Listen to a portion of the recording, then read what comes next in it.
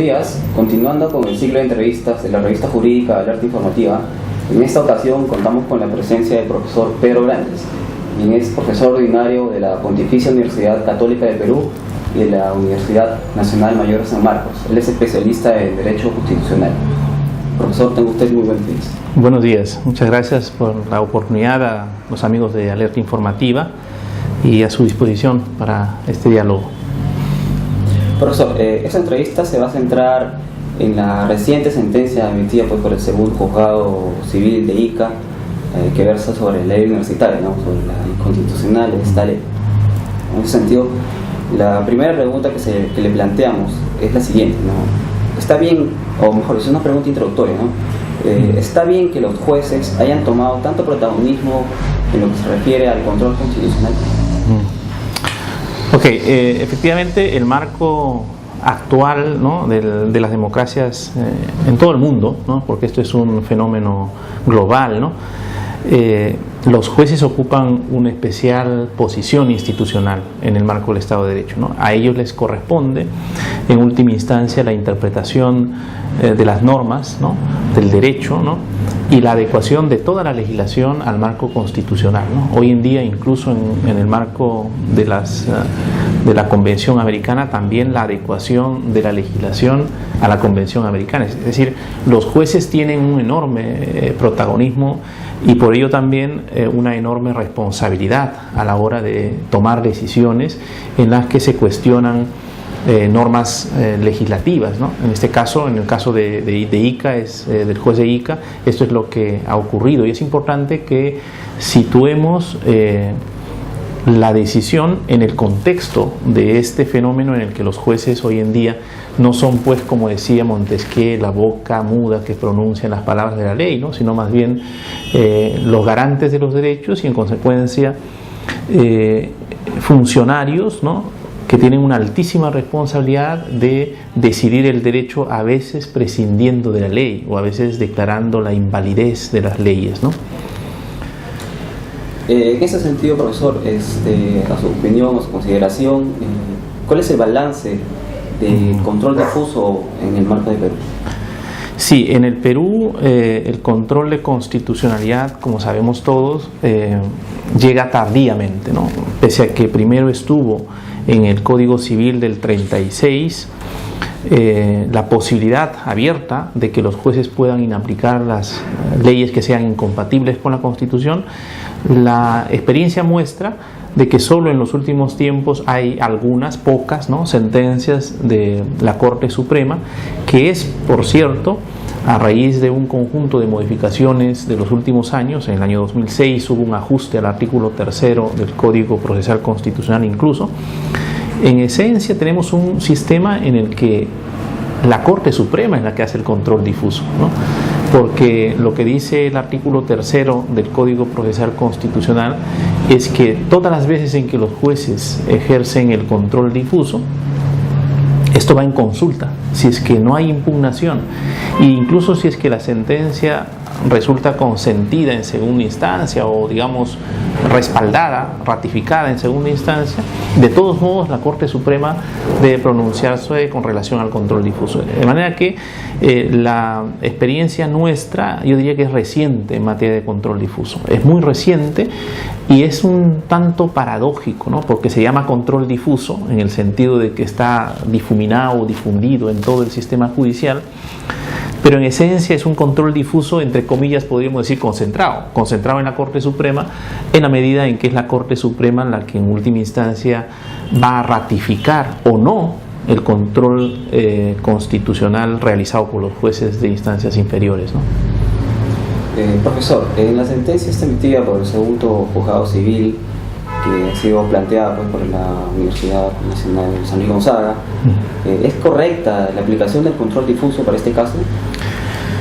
A ver, se ha comentado mucho en los últimos días y a mí me parece que hay deficiencias formales y también sustantivas, ¿no?, de esta sentencia. Formales porque en principio el juez no ha tomado en cuenta todas las fuentes del derecho involucradas en su decisión. Y aquí una fuente especialmente relevante es la sentencia del propio Tribunal Constitucional, porque en el mismo artículo 6 del Código Procesal Constitucional, en el que se autoriza que los jueces ejerzan el control difuso, ¿no?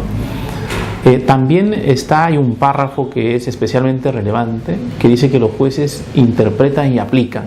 Los jueces del sistema, de todo el sistema judicial, interpretan y aplican las leyes y toda norma con rango legal, dice esta disposición, conforme a los principios y a las interpretaciones que ha hecho el Tribunal Constitucional en todo tipo de sentencias. Y hay una sentencia con relación al sistema universitario, ¿no?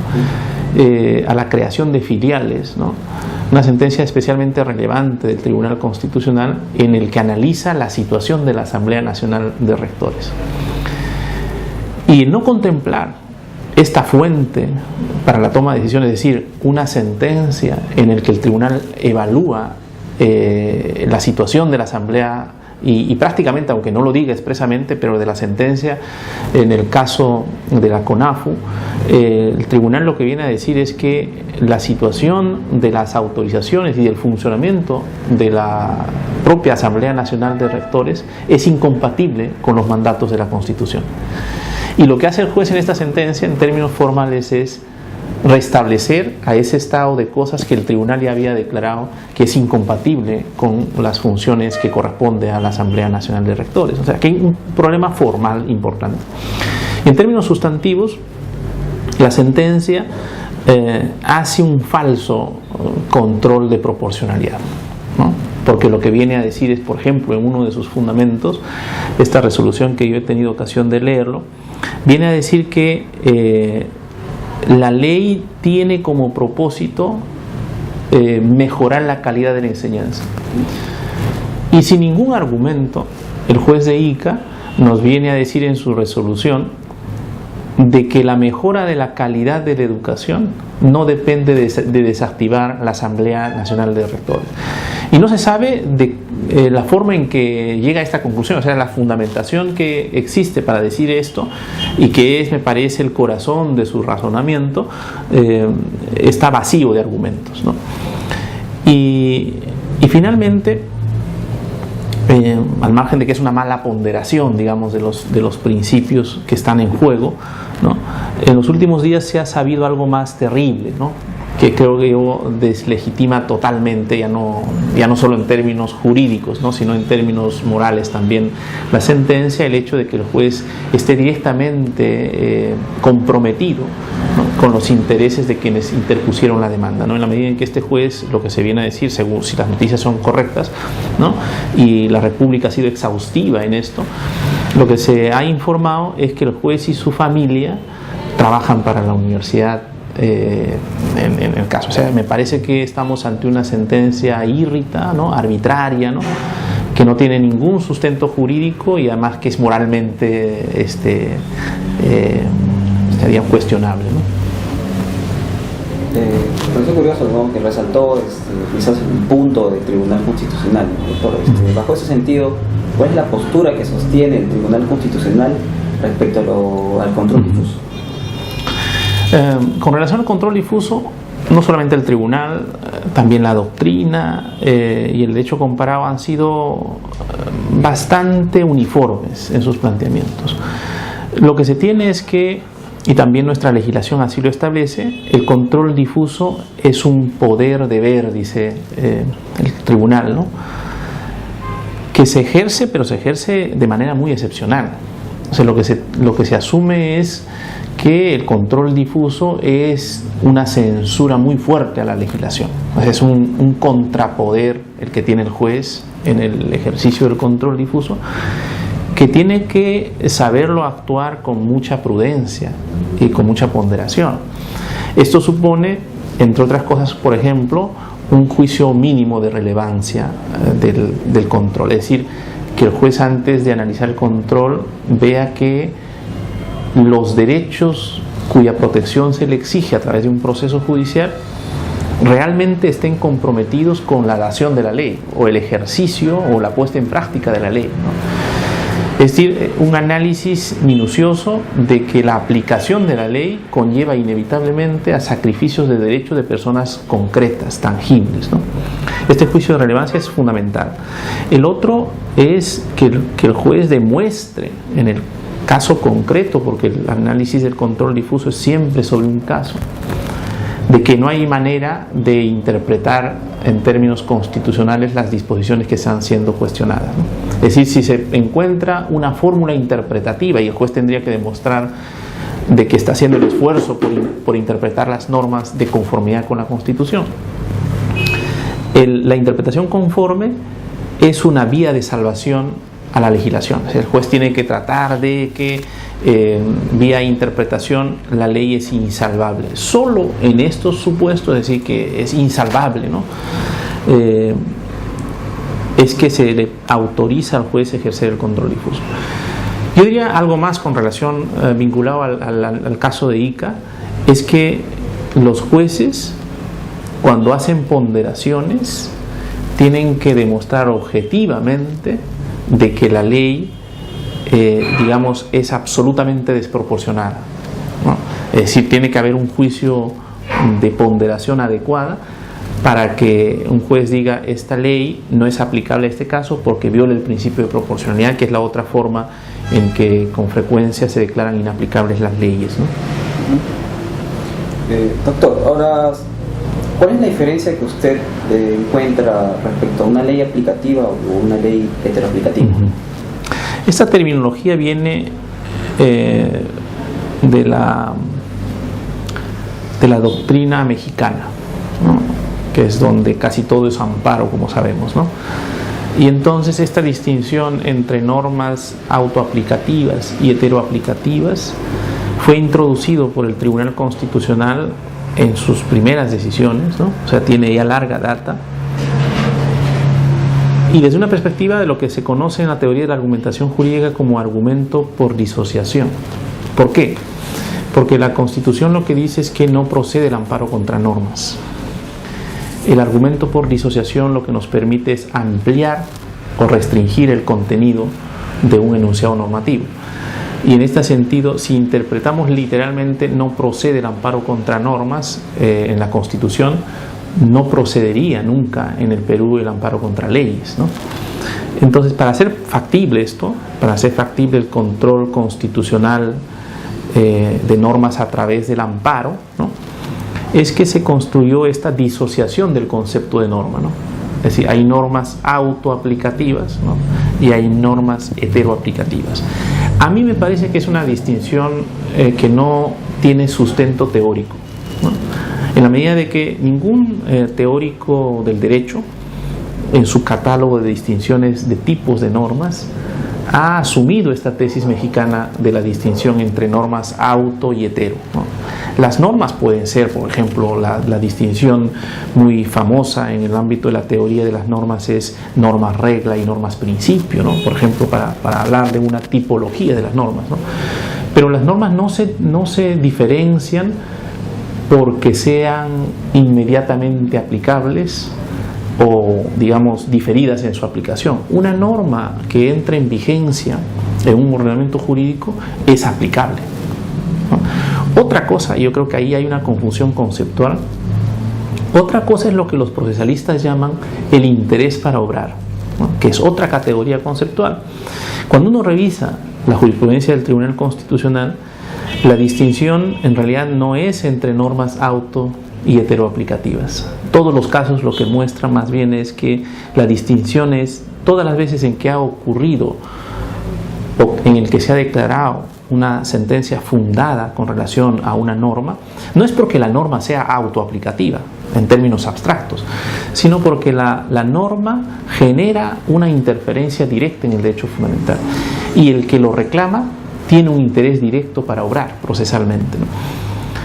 Entonces, porque puede ocurrir también que con relación a usted, por ejemplo, haya una ley, ¿no?, que genera interferencia directa, pero si yo presento la demanda, ¿no es cierto?, con relación a usted, la demanda va a ser declarada improcedente, porque yo no tengo interés con relación a esto. Entonces, me parece que no es el hecho de que uno en abstracto pueda diferenciar normas auto y hetero lo que hace procedente o improcedente el amparo, sino la prueba de fuego aquí es siempre el que podamos acreditar que una norma interfiere de manera directa o nos amenaza de manera evidente o de manera, digamos, comprobable, contrastable, que interfiere en el ejercicio de nuestros derechos. Y eso es todo. O sea, lo que habría que simplemente es diferenciar entre la amenaza y la afectación directa a un derecho fundamental, antes que hacer estas separaciones conceptuales que creo que no son claras y no son técnicamente defendibles, ¿no?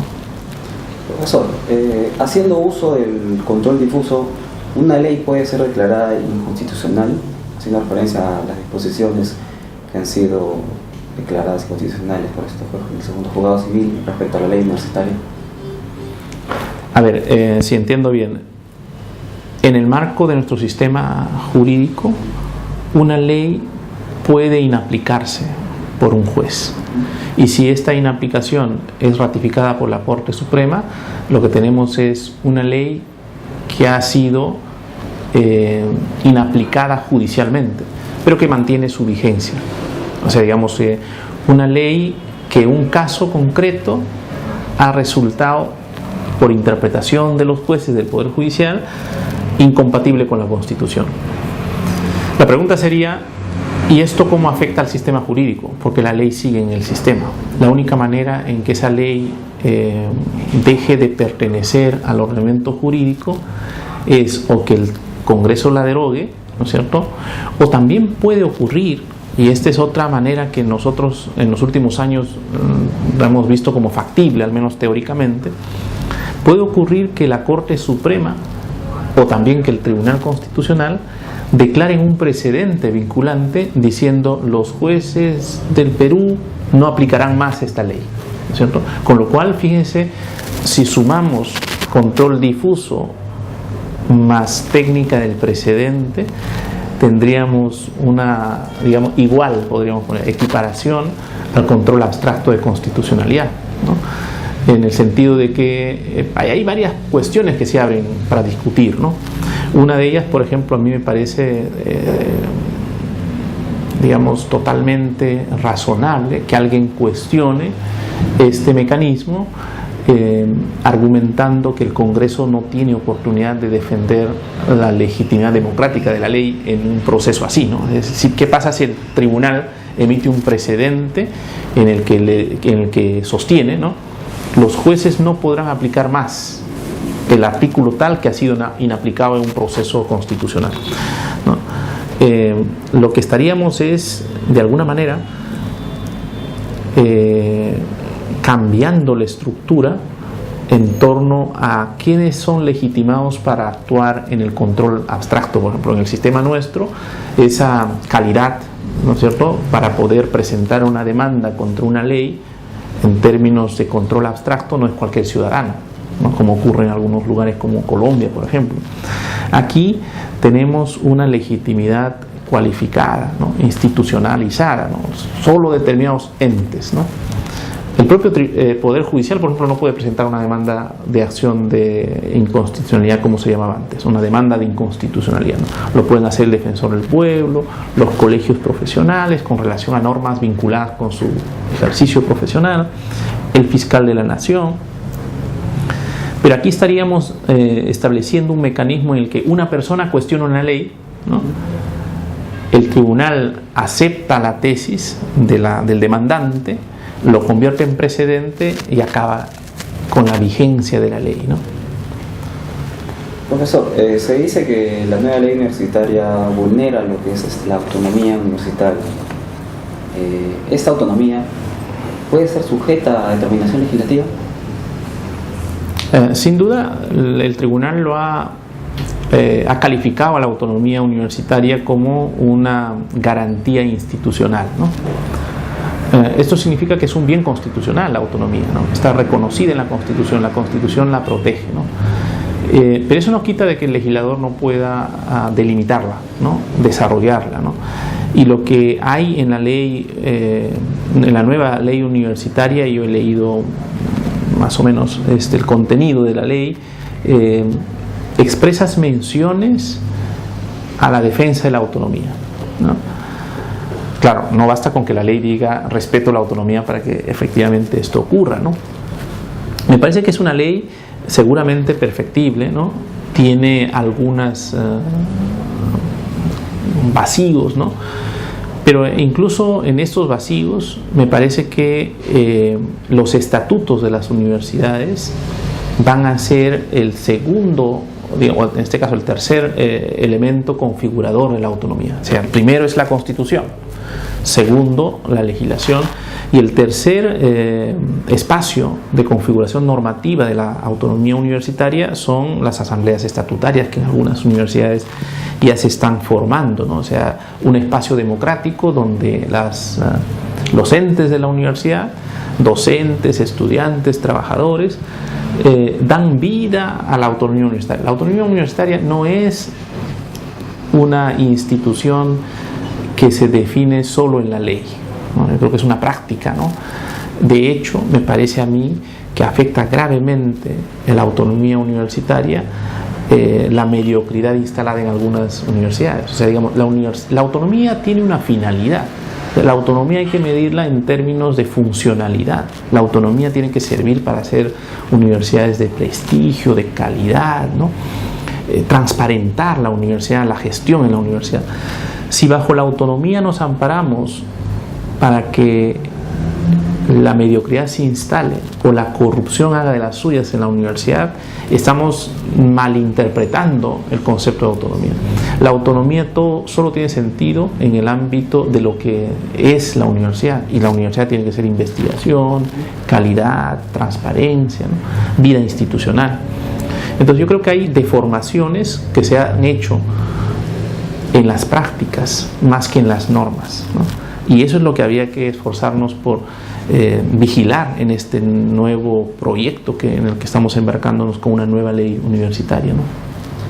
Profesor, ¿cuándo se considera que una ley afecta a derechos fundamentales? Bueno, esta es una pregunta compleja de responder, ¿no? O sea, ¿cuándo una ley afecta a derechos fundamentales? En abstracto es complejo decirlo, ¿no? Hay que analizar caso por caso, ¿no? Una ley afecta derechos fundamentales, por ejemplo, voy a ponerle un ejemplo que está más o menos, que es conocido por nosotros porque está en una sentencia de la Corte Interamericana de Derechos Humanos, ¿no?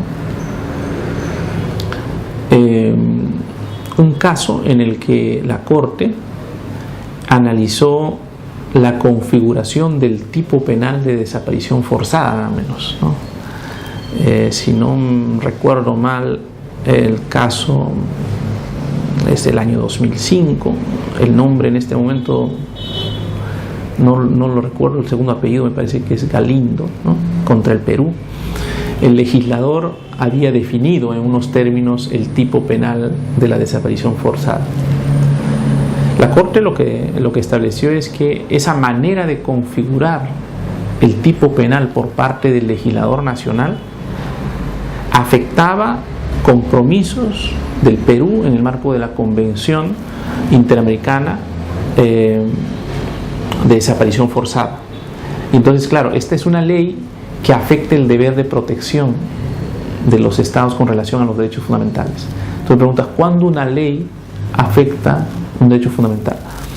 Uno lee ese artículo inicial, me parece que fue el 920 del Código Penal, la incorporación de la figura de la desaparición forzada en el Código Penal, y dice, bueno, esto lo que está haciendo es proteger a las víctimas de desaparición forzada, y en consecuencia aparentemente es una ley inocente con relación a los derechos fundamentales. Pero analizada a la luz de los estándares internacionales, analizada a la luz de la Convención contra la desaparición forzada, la Convención Interamericana, la Corte encontró que violaba derechos fundamentales, garantías de protección de derechos fundamentales, ¿no? En la medida en que, por ejemplo, una de las cosas que recuerdo ahora, porque no recuerdo en su integridad, pero una de las cosas que le decía al Estado peruano es: usted en el tipo penal solo ha considerado al agente funcionario público. Pero la desaparición forzada no solamente puede tener como agente al funcionario público. Entonces, una ley así, en abstracto, aparentemente no afecta a derechos fundamentales. Esta es una afectación, por ejemplo, por omisión. Entonces, las leyes pueden afectar directamente, expresamente. Imaginen ustedes si la ley juvenil, por ejemplo, la ley del empleo juvenil, en la medida en que genera un régimen de desigualdad expresa, ¿no?, con los jóvenes, me parece que es una ley expresamente que afecta el derecho a la igualdad. O sea que en la formulación está la afectación, pero otras leyes son más difíciles de encontrar su incompatibilidad. Estas son las inconstitucionalidades por omisiones o por defectos de la legislación. Un ejemplo de nuevo: la Corte Constitucional Colombiana hace muy poco ha establecido que en el marco de la legislación colombiana, el artículo del Código Civil que ha sido redactado en términos bastante parecidos al nuestro y define el matrimonio como el vínculo del varón con la mujer, en el caso colombiano es un poquito más conservador porque viene a decir con fines de procreación. Esa redacción, dice la Corte, tiene un problema de defecto en la redacción, porque al redactar el matrimonio solo como la unión entre el hombre y la mujer, deja fuera de la protección del derecho civil colombiano las otras formas de configuración de familia. Y ahí obviamente la Corte está pensando en las configuraciones entre personas del mismo sexo. Lo que le dice al legislador es: tu artículo del Código Civil que describe así el matrimonio como la unión del hombre y la mujer, no es que sea incompatible per se, ¿no? Digamos, en la medida en que regula situaciones que sí existen. Lo que es incompatible es lo que deja de hacer, es decir, lo que no incorpora las otras posibilidades de uniones, ¿no?, y le da un plazo al legislador para que cumpla o supla o, digamos, supere esas deficiencias de la legislación. Y en eso están los colombianos. Entonces, a mí me parece muy interesante lo que está sucediendo en los últimos años, en el que el control de la legislación ya no es un control por acciones expresas de afectación a derechos, sino también las afectaciones que se desprenden de defectos o de omisiones del legislador. Profesor, teniendo en cuenta la sentencia emitida por el juzgado civil de Ica, ¿cómo se encuentra la argumentación jurídica en el Perú? Yo he hecho acá más de un seminario y estoy vinculado con el tema. He promovido cursos desde la editorial que dirijo, que es Palestra. He promovido, creo que ha sido una de las primeras editoriales que ha introducido todo lo que ha sido la literatura que está detrás de la argumentación. A mí me parece que en el marco un escenario en el que la justicia, los derechos y el protagonismo judicial se han vuelto tan relevantes, la única manera en que no caigamos en la arbitrariedad judicial permanente es que en paralelo al poder de los jueces pongamos el poder de la argumentación. O sea, la argumentación es el arma más inofensiva para controlar a los jueces. Todos los otros mecanismos de control con la actividad judicial son peligrosos, ¿no? Pero la posibilidad de exigirle argumentos es una manera de controlarlos, una manera de exigirles transparencia en sus razonamientos, ¿no? Y me parece que se ha avanzado en ese sentido, ¿no? A mí me alegra muchísimo ver citados las obras que hemos traído y hemos difundido, ¿no? También hemos traído acá un diploma de primerísima calidad de la Universidad de Alicante, en la clara convicción de que los temas de argumentación son indispensables, ¿no? O sea, que los jueces manejen las categorías básicas, ¿no? Y a mí me alegra también muchísimo que en el marco de ese esfuerzo instituciones como el Consejo Nacional de la Magistratura, por ejemplo, hayan ido poco a poco mejorando sus estándares de control de la calidad de las decisiones, ¿no? Yo he estado promoviendo un seminario hace poco, difundiendo y analizando el precedente este 120-2014 del Consejo Nacional de la Magistratura. A mí me parece que en principio las pautas y las variables que ahí se incorporan son pautas mínimas, ¿no?, para el control de las decisiones judiciales, ¿no? El orden lógico, la claridad expositiva, ¿no?, la necesidad de justificar las premisas del razonamiento, la necesidad de la congruencia procesal, me parece que es mínimo, la capacidad que hay que exigirles a todos los jueces de que expresamente sepan diferenciar lo que son los antecedentes de lo que son las cuestiones problemáticas que van a resolver, es decir, la delimitación del petitorio, como se llama en algunas decisiones. Eso me parece que es fundamental. Pero además de eso, me parece que un rol importante también cumplen los profesores de derecho, los comentaristas de sentencia, los medios como ustedes, por ejemplo, que están permanentemente analizando sentencias que son relevantes para la vida judicial. Eso cumple un rol que no hay que despreciar, o sea, que me parece que es fundamental, ¿no? El vigilar lo que hacen los jueces, el hacer públicos sus razonamientos, el cuestionarlos. En pocas constituciones, yo al menos no he encontrado otra que, como en el caso del Perú, recoja expresamente el derecho a la crítica de las decisiones judiciales. Nosotros lo tenemos en un artículo, del artículo 139, inciso, me parece que es el 20 de la Constitución, que habla del derecho a formular críticas a las resoluciones judiciales. Esto supone una intervención, una participación ciudadana, y claro, de los abogados y los profesores de derecho mejor aún, ¿no?, en el fortalecimiento de la institucionalidad del Poder Judicial. Y el Poder Judicial es seguramente hoy en día una de las instituciones especialmente fundamentales para la consolidación del sistema democrático, ¿no? Si no funciona el sistema de justicia, vamos mal, ¿no? Profesor, ya para finalizar, apelando a su experiencia como docente y profesor, investigador, ¿qué consejos pudiera darle a los abogados y estudiantes universitarios que recién empiezan la carrera de Derecho? Complicado ser de consejero, ¿no? Pero al menos un par de ideas, ¿no? A mí me parece fundamental que no nos contentemos, en un país como el nuestro, ¿no?, que los alumnos, los estudiantes, no nos contentemos solamente con nuestras funciones académicas en el aula. Este sería mi primer consejo, ¿no?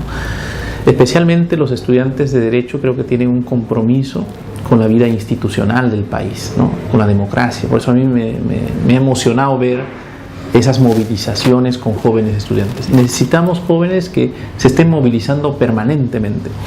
Yo una vez escuché a Sergio García Ramírez, cuando era presidente de la Corte de San José, expresar en un término que a mí me quedó grabado y lo repito cada vez que tengo ocasión.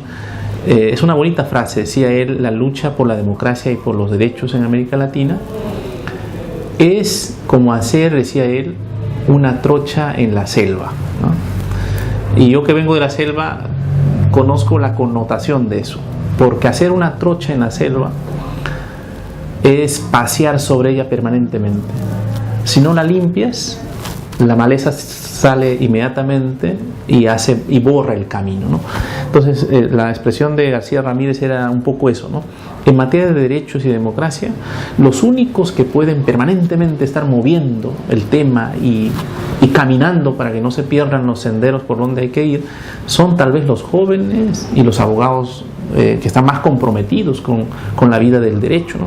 Entonces, mi primer consejo sería que nuestra función de docente, de estudiante o de abogado, sepamos con claridad, es de enorme responsabilidad con la vida institucional del derecho y de la democracia, ¿no? Entonces, no nos quedemos solo en eso. Cada vez que podamos, escribamos un artículo de crítica, de opinión, movilicémonos, ¿no?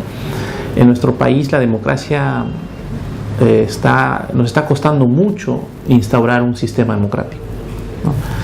Y mi segundo consejo sería que apostemos por ser rigurosos en lo que hacemos, ¿no? O sea, yo veo que mucha gente, demasiada gente involucrada con el derecho hace las cosas muy a medias, ¿no? Y entonces a mí me afectó mucho hace unos días conversando con mi hijo, que está recién empezado el colegio en el primer año. él me decía que a él le parecía que este era un país de mediocres, ¿no? Y que no destacábamos en nada, ¿no? Y que un niño de su edad nos diga eso con toda la inocencia y lo que significa eso, claro, es fuerte, ¿no? Y de repente tiene razón, ¿no? ¿Qué pasa si es que esto se internaliza en los jóvenes, que somos un país de mediocres? Y me parece esto es muy duro, ¿no? De manera que todo lo que hacemos, o lo poco que hacemos, mi consejo sería, hagámoslo con mucho esmero, ¿no? Yo he tenido varios ingratos encuentros con gente en maestrías, ¿no? Que sigue pirateando ideas, ¿no? Alguno incluso reconocido profesor, ¿no? que piratea sin escrúpulos. Yo he tenido que hacer una vez una carta para pedirlo a un exdecano de un colegio de abogados que retire una publicación que había literalmente sustraído ideas de un pequeño trabajo mío, ¿no? Y eso pasa también con los jueces. Como el consejo les presiona a veces para escribir libros y artículos, hasta donde sé hay como una industria de artículos y de libros que se hacen para cumplir con esas formalidades. Entonces hay que sacudirnos de eso y hay que comprometer a los jóvenes para que tempranamente entiendan que lo poco que podemos hacer, ¿no es cierto?, lo hagamos con esmero, con rigor. Esa es la herencia de los tiempos incaicos, ¿no? O sea, cuando uno ve la perfección en las obras de las comunidades y de los pueblos que nos han antecedido, yo creo que eso es lo que hemos perdido en el tiempo después de la conquista, ¿no? Y la República no nos hemos recuperado. Entonces hay que darle identidad a lo que hacemos y hay que poner sacrificio. Las cosas que se hacen bien requieren sacrificio y eso hay que decirlo a los jóvenes tempranamente, ¿no? Profesor Pedro Sánchez, para hacerle extensivo todo el agradecimiento de todo el equipo de Alerta Informativa. No, muchas gracias a ustedes y les felicito por lo que están haciendo. Gracias. Buenos días.